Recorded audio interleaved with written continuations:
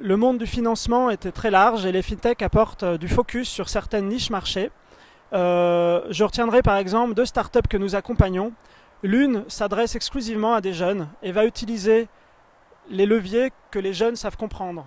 100% digital, bien évidemment, sur leur téléphone portable, avec toutes les formations, toutes les informations et tout le vocabulaire que cette catégorie de personnes sont capables d'intégrer. D'autres fintechs, en revanche, par exemple comme Finkey, vont elles aider l'entreprise qui cherche des financements à s'orienter et à trouver son chemin dans cette jungle du financement qui aujourd'hui est très large et vraiment très variée. Les fintechs peuvent également faire évoluer le monde de la finance parce qu'elles maîtrisent des technologies qui n'existaient pas auparavant. Nombre d'entre elles peuvent avancer et travailler sur des technologies de machine learning, d'intelligence artificielle, et certaines font du scoring prédictif, chose que l'on ne savait pas faire en traitant autant de données et de data qu'auparavant. Ou alors d'autres vont utiliser des technologies encore plus récentes telles que la blockchain et peuvent du coup proposer des offres notamment décentralisées qui n'existaient pas encore auparavant. Alors on fête très exactement les 10 ans du financement participatif. Il y a 10 ans, même le mot crowdfunding en anglais et financement participatif n'existait pas. Et aujourd'hui, c'est un marché qui a totalement pris sa part dans le marché du financement. On arrive en complément du financement traditionnel et un peu à tout moment de la maturité d'une entreprise, à la fois à sa création, à son amorçage et à son développement, avec 3 modèles du financement participatif qui sont distincts. Le don, qui est le plus connu, l'emprunt, la dette, qu'on appelle crowdlending, et le dernier qui est l'investissement en capital, qu'on appelle l'equity crowdfunding.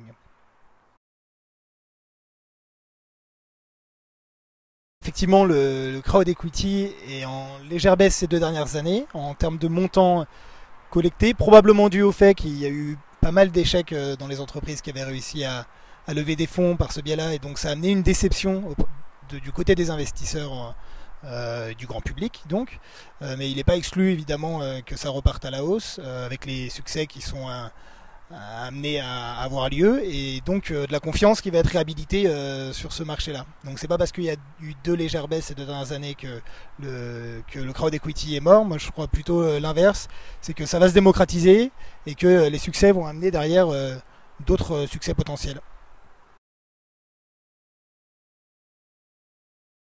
Je ne doute pas qu'à l'avenir, on aura de nouvelles idées pour le financement, les nouvelles technos vont nous y aider.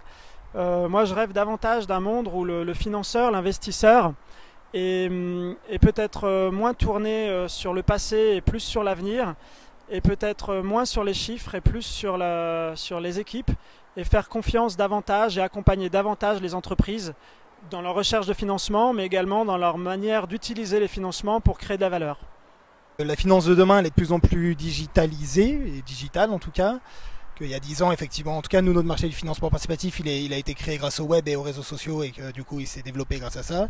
Et que tous les jours, le marché évolue du financement, il évolue avec les nouvelles technologies, permises grâce aux fintech. Et donc la finance de demain, on la connaît probablement pas parce qu'elle n'est pas encore inventée, mais en tout cas, elle est en train d'évoluer. On la voit avec la blockchain.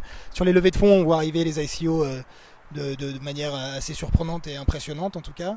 Et en tout cas, on est sur un marché qui est en évolution constante et dans lequel le financement traditionnel est en train de s'immiscer et le financement alternatif, lui, est en pleine innovation sur le sujet.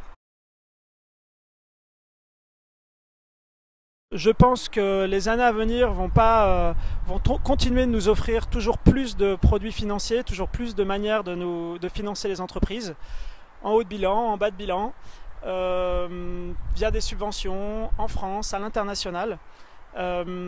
Certains acteurs se regroupent, mais au bout du compte, je pense que, et on le voit bien, les financements tendent à se spécialiser, qui pour l'innovation, qui pour l'environnement, qui pour le social, et du coup, ça va nécessiter des efforts encore et toujours de clarification, de clarté, et puis peut-être de guider davantage les entrepreneurs dans leur recherche de financement.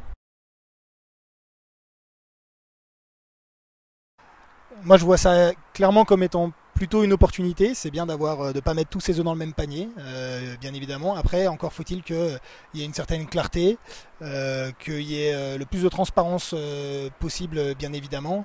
Et donc, faut bien faire attention, évidemment, mais c'est plutôt une bonne opportunité.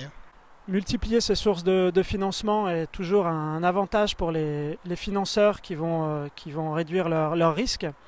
Ça peut être également vu comme une opportunité pour l'entreprise qui va pouvoir aller chercher des financements réellement adaptés et avoir en face d'elle des experts d'un domaine en particulier. Et donc plus que de l'argent, on ira aussi chercher du conseil. En revanche, il est clair qu'aujourd'hui, l'entreprise perçoit la variété des financements comme un vrai frein. C'est très chronophage. C'est complexe de comprendre les modalités de chacun des financements. C'est pas évident de savoir si nous sommes éligibles ou non à tel ou tel financement. Donc aujourd'hui, l'entrepreneur le perçoit clairement comme un frein et peut-être aux financeurs de mieux expliquer et aux accompagnateurs de mieux accompagner pour que ce soit plus clair et que ce chemin soit de l'ordre de l'évidence pour les entreprises.